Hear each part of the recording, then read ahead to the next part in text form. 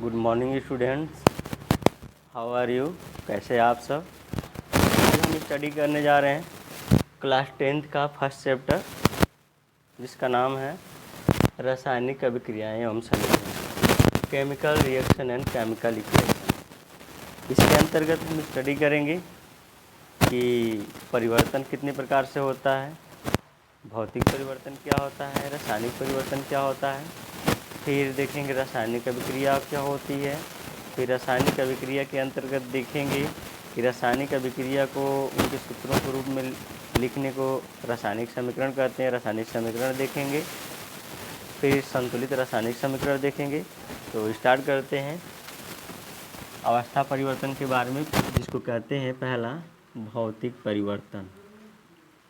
भौतिक परिवर्तन, भौतिक परिवर्तन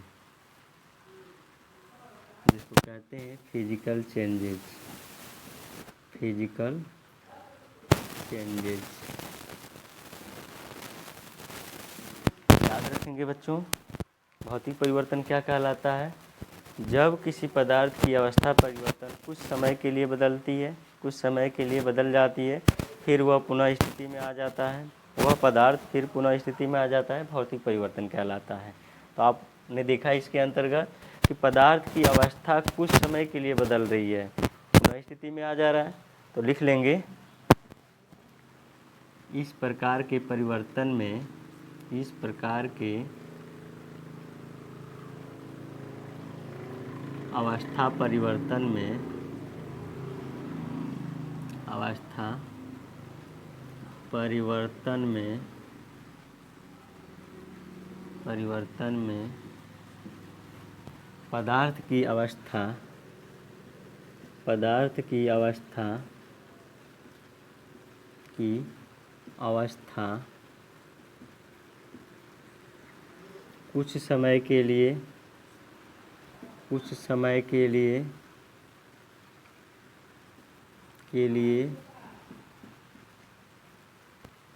बदल जाती है, बदल जाती है, बदल जाती है, फिर वह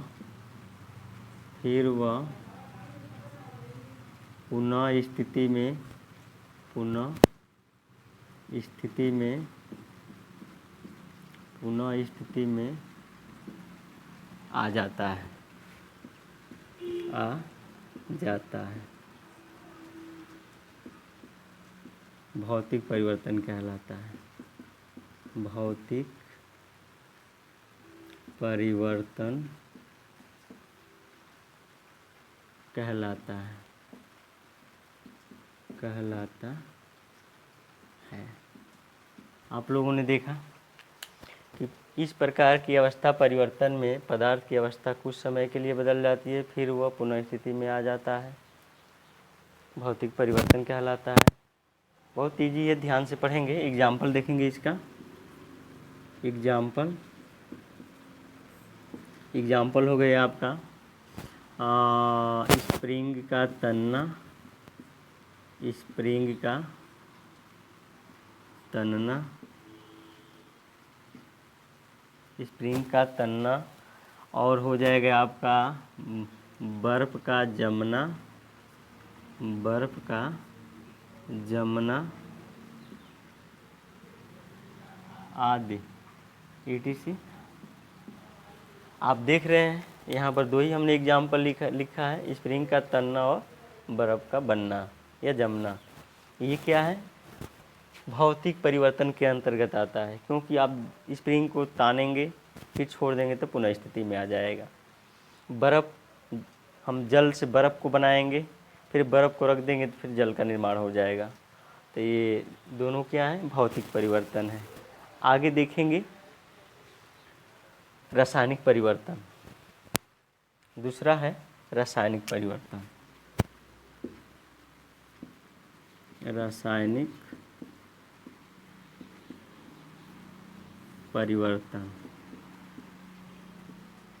रासायनिक परिवर्तन जिसको कहते हैं केमिकल चेंजेज, केमिकल चेंजेज।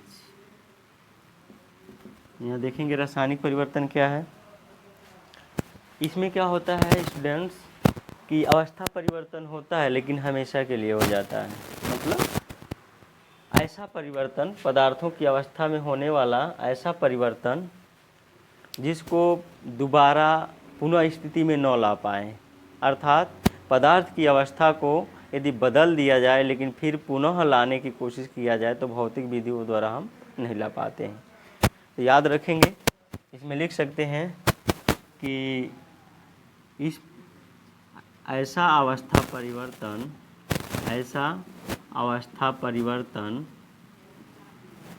पदार्थों का ऐसा अवस्था परिवर्तन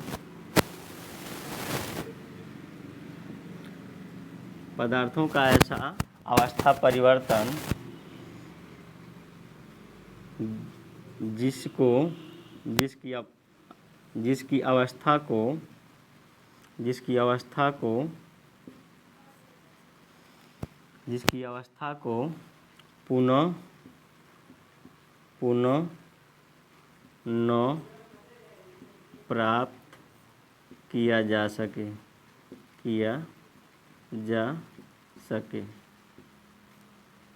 रासायनिक परिवर्तन कहलाता है। रासायनिक परिवर्तन कहलाता है। रासायनिक परिवर्तन कहलाता है। आप लोगों ने देखा कि ऐसा अवस्था परिवर्तन जिसकी अवस्था पुनः न प्राप्त किया जा सके, ऐसा अवस्था परिवर्तन जिसकी अवस्था, ऐसा अवस्था परिवर्तन जिसमें पदार्थ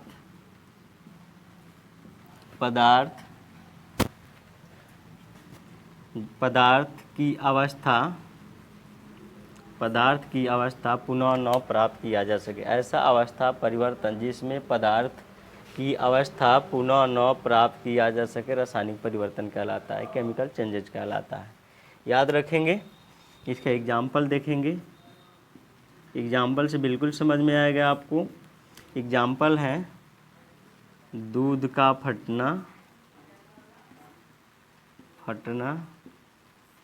जंग का लगना, जंग लगना या जंग का लगना, पदार्थों का जलना, इसको कहते हैं पदार्थों का दहन। दहन मतलब होता है जलना। और हो जाएगा दूध से दही का बनना, दूध से दही का बनना, ETC। यहाँ पर देख रहे हैं कुछ रासायनिक परिवर्तन हमने दिया है। दूध का फट जाना, दूध फट जाएगा तो पुनः नहीं प्राप्त कर पाएंगे। जंग लग जाएगा तो फिर उसको भी फिर दोबारा नहीं प्राप्त किया जा सकता है। पदार्थों का दहन अर्थात कोई पदार्थ जल जाएगा तो पुनः प्राप्त नहीं किया जा सकता है। दूध से दही का बनना, दूध से दही बन जाएगा तो फिर दूध नहीं बना पाएंगे। ये सब रासायनिक परिवर्तन है। एक चीज़ याद और रखेंगे कि रासायनिक परिवर्तन ही रासायनिक अभिक्रिया कहलाती है। रासायनिक परिवर्तन ही रासायनिक अभिक्रिया कहलाती है। रासायनिक अभिक्रिया कहलाती है। अभिक्रिया कहलाती है।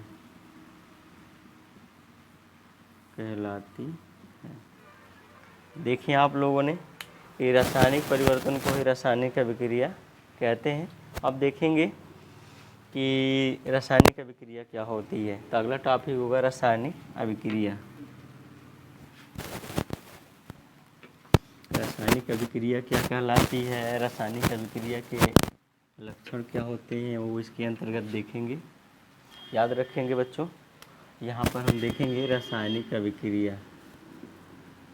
रासायनिक अभिक्रिया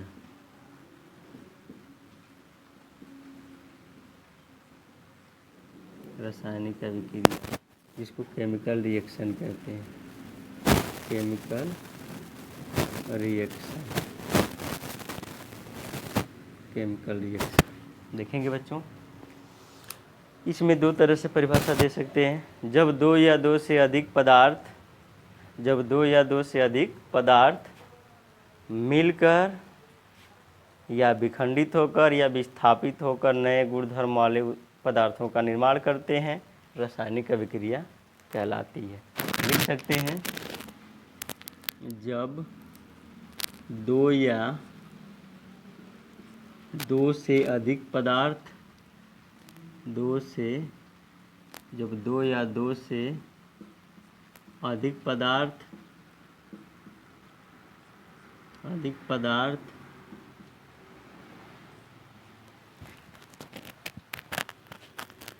जुड़कर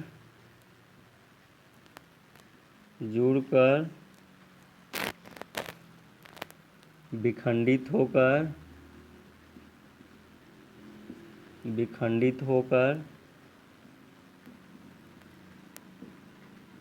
या विस्थापित होकर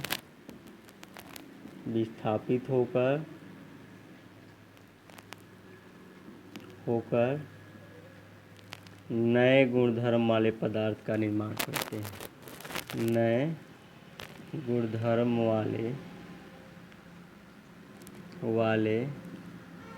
पदार्थ का निर्माण करते हैं।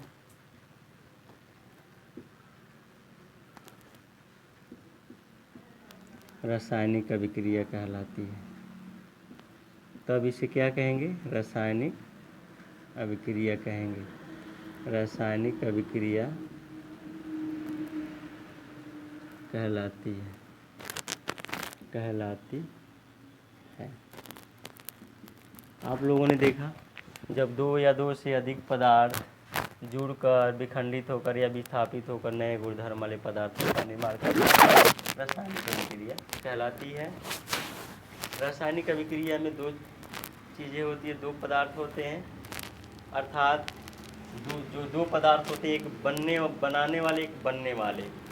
तो याद रखेंगे, जैसे यहाँ एरो है, एरो, ये जो पदार्थ होते हैं, इधर के जो पदार्थ होते हैं, एरो के पहले की पदार्थ को कहा जाता है अभिकारक। याद रखेंगे, रिएक्टेंट। और तीर के बाद के जो पदार्थ होते हैं उनको कहा जाता है उत्पाद, प्रोडक्ट। ये दो चीज़ें याद रखेंगे।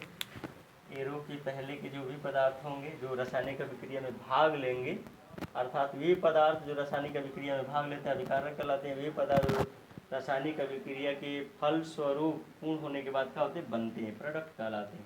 इनके बारे में भी लिख लेंगे। पहले देखेंगे अभिकारक क्या होते हैं, फिर उत्पाद क्या होते हैं। तो एक एक करके यहाँ स्टडी करते हैं इसके बारे में। अभिकारक,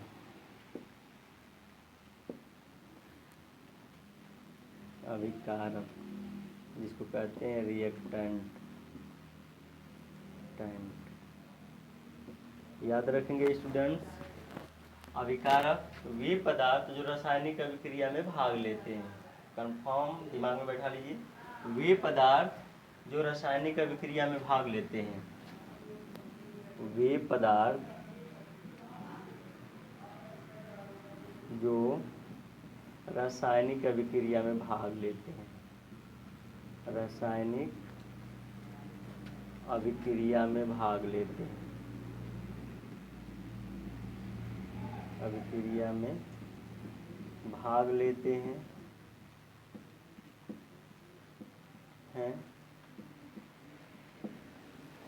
अभिकारक कहलाते हैं। अभिकारक कहलाते हैं।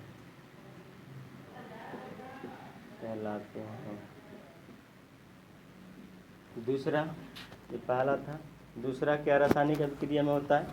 तो उत्पाद। उत्पाद होता है जो अगर रासायनिक अभिक्रिया पूर्ण होने के बाद बनता है। तो याद रखेंगे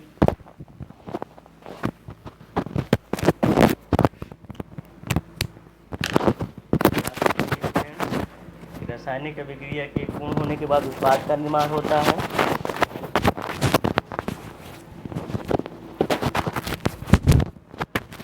इसको केयरफुली पढ़ेंगे, ध्यान से पढ़ेंगे।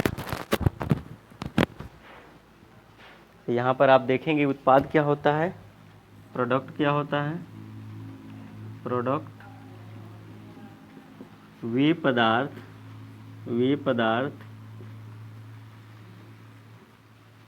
जो रासायनिक अभिक्रिया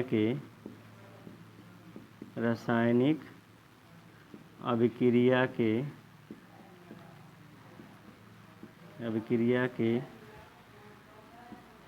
पूर्ण होने के बाद बनते हैं। पूर्ण होने के बाद बनते हैं उत्पाद कहलाते हैं। उत्पाद कहलाते हैं। तो आपने देखा वे पदार्थ जो रासायनिक अभिक्रिया के पूर्ण होने के बाद बनते हैं उत्पाद कहलाते हैं, प्रोडक्ट कहलाते हैं। याद रखेंगे, एक रासायनिक अभिक्रिया लिख लेते हैं, उसमें समझते हैं। जैसे एग्जाम्पल के तौर पर देखेंगे, एक रासायनिक अभिक्रिया का एग्जाम्पल ले रहे हैं। जैसे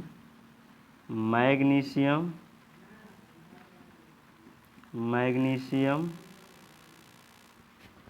प्लस ऑक्सीजन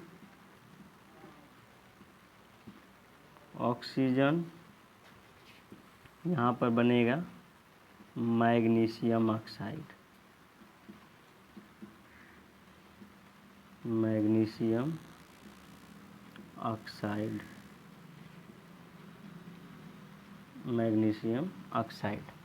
तो आप लोगों ने देखा यहाँ पर हमने एक रासायनिक अभिक्रिया लिखी।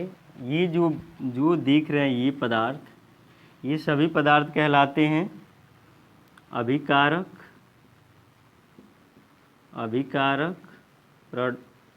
रिएक्टेंट, और ये जो सभी पदार्थ देख रहे हैं ये कहलाते हैं उत्पाद। अब आपको समझ में आ गया होगा कि अभिकारक क्या होते हैं, उत्पाद क्या होते हैं, रासायनिक अभिक्रिया क्या होती है। ये रासायनिक अभिक्रिया हमने लिखे हैं, याद रखेंगे। मैग्नीशियम ऑक्सीजन से क्रिया कर रहा है, रिएक्ट कर रहा है, तो अभिकारक हुआ। यहाँ पर जो मैग्नीशियम ऑक्साइड बना है तो उत्पाद बना, ये उत्पाद कहलाता है। अब अगला टॉपिक होगा कि रासायनिक अभिक्रिया से होगा रासायनिक समीकरण कैसे लिखते हैं। आगे होगा रासायनिक समीकरण।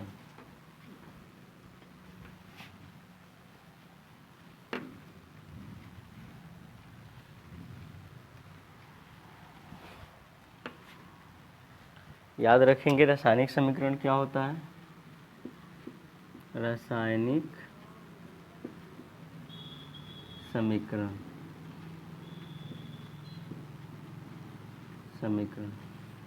केमिकल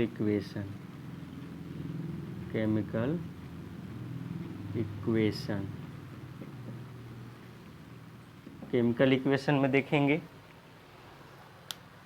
जब किसी रासायनिक अभिक्रिया में उपस्थित तत्वों, यौगिकों या अन्य पदार्थों को उनके प्रतीकों के रूप में हम लिखते हैं, नोट करते हैं, उसे रासायनिक समीकरण कहते हैं। तो इसका डेफिनेशन लिख लेंगे। किसी रासायनिक अभिक्रिया में उपस्थित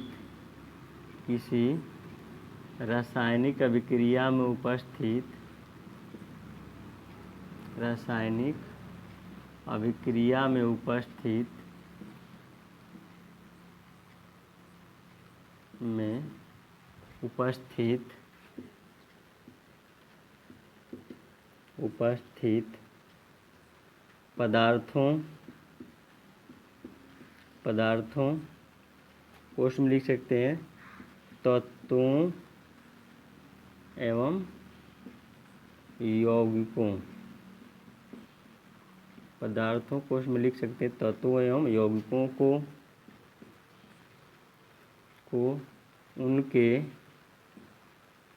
प्रतीकों के रूप में, प्रतीकों पोस्ट में लिख सकते हैं सूत्र के रूप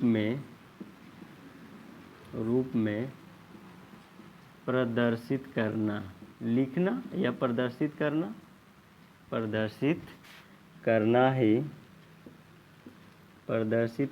ही रासायनिक समीकरण कहलाता है, रासायनिक समीकरण कहलाता है, समीकरण कहलाता है,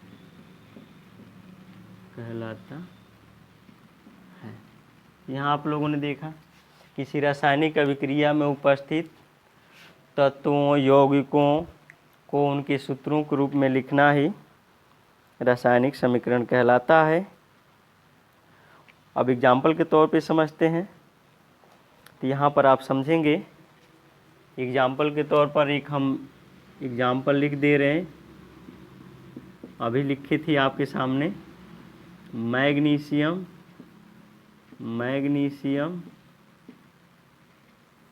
प्लस ऑक्सीजन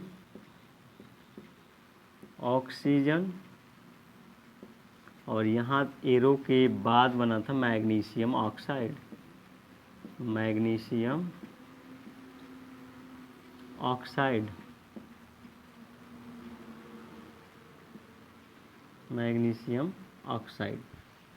तो ये तो एक रासायनिक अभिक्रिया रही। अब इसको क्या करेंगे, रासायनिक समीकरण में चेंज करेंगे। इसको रासायनिक समीकरण में कैसे चेंज करेंगे, इनको सूत्रों के रूप में लिखेंगे। ये तत्व हो गए, ये यौगिक हो गए। तो यहाँ पर देखेंगे, यहाँ पर मैग्नीशियम का प्रतीक चिन्ह होता है Mg और ऑक्सीजन का आप जानते ही हैं कि O होता है, और यहाँ पर आपका बन गया MgO। कितना ईजी है, दिख रहे हैं। हम रासायनिक समीकरण में लिख रहे हैं रासायनिक अभिक्रिया को। तो ये एक रासायनिक अभिक्रिया है और ये एक रासायनिक समीकरण है, जिसको हम उसके प्रतीकों के रूप में प्रदर्शित कर रहे हैं। अगला लिख सकते हैं, अगला है कार्बन प्लस ऑक्सीजन हो जाएगा carbon dioxide, carbon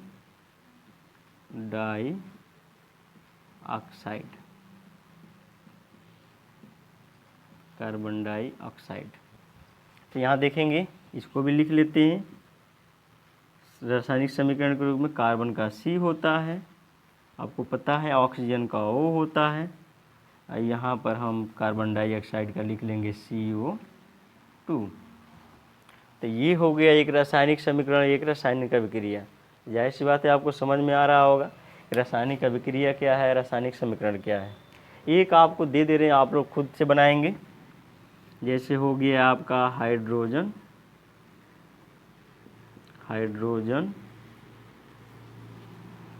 plus oxygen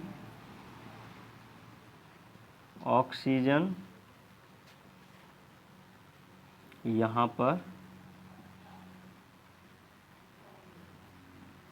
पर आप लिख सकते हैं जल।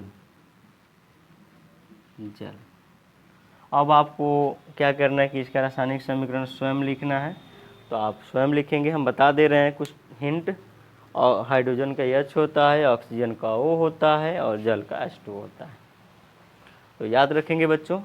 इसमें अगले टॉपिक में हम देखेंगे कि रासायनिक अभिक्रिया जो तत्व होते हैं, तो अभिकारक में तत्वों की संख्या, उत्पाद में तत्वों की संख्या बराबर है या नहीं है। यदि दोनों साइड अभिकारक और उत्पाद में जो तत्वों की संख्या जो होती है अब बराबर होती है, तब उसे कहते हैं संतुलित रासायनिक समीकरण। तो अगला टॉपिक होगा संतुलित रासायनिक समीकरण, बैलेंस्ड केमिकल इक्वेशन। तो अगले टॉपिक में देखेंगे, फिर देखेंगे रासायनिक अभिक्रिया के प्रकार देखेंगे। तो अगले टॉपिक में देखेंगे बच्चों। तो ध्यान से पढ़ते रहिए और पसंद आए तो लाइक करते रहिए, कमेंट्स करते रहिए और शेयर भी करते रहिए। धन्यवाद।